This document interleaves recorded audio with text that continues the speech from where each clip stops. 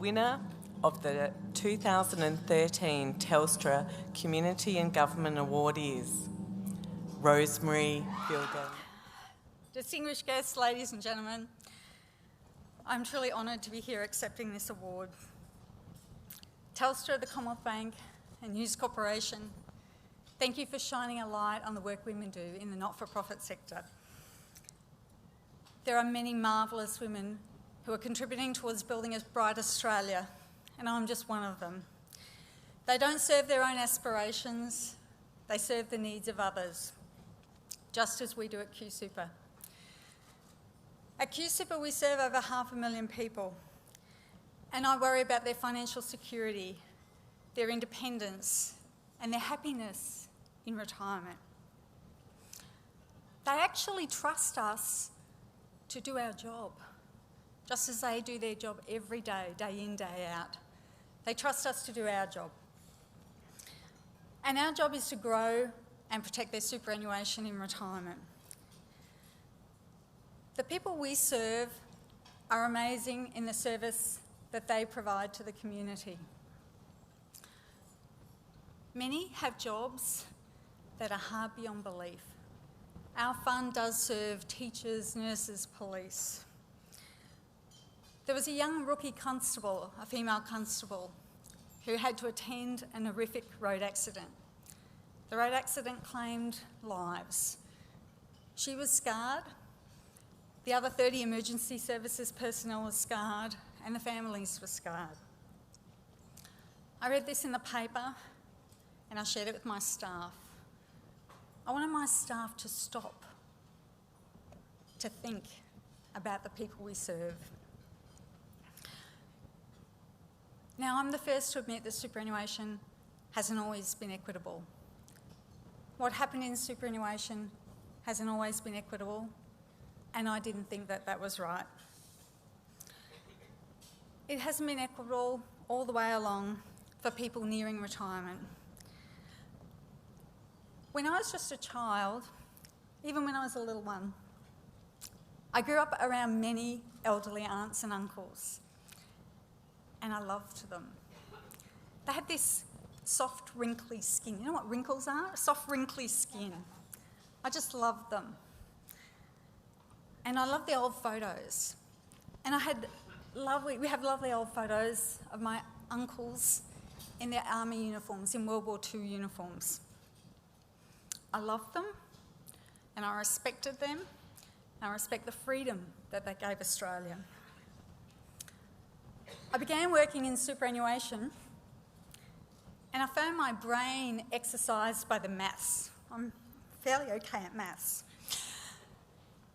But actually my heart was really let down by the people who hadn't been served very well. There was a railway worker, and my chairman of the board is in the room, and actually back then, he was in the room that day, a railway worker who had done manual work all his life. His body was worn down. He had no savings, and he couldn't retire till he was 65. He had no superannuation. And then there were the nurses. And of course, nurses are mainly female. Nurses who didn't get compulsory adequate superannuation because they didn't have a white-collar job. It was wrong. I do not believe you should be old and poor. A life without money when you're old can be a life without joy. So I'm so proud that I was given the job of serving a police officer and of fixing some injustices for nurses and railway officers. Now, just as superannuation's not always been equitable, it's not always been focused on the right goal. I have a long time realised there's been unfinished work, and I've spoken in the nation about what we truly need from superannuation, and that's actually more stable and certain retirement income. But before the GFC, there was really no urgency. Superannuation, we're judged relative to each other. Relative performance. It's actually okay to be as adequate as each other. We have similar returns, similar investment options, similar strategies, and we treat our members as being similar. So we went into the GFC and everyone got the same similar bad returns and actually hurt our members, and that was wrong.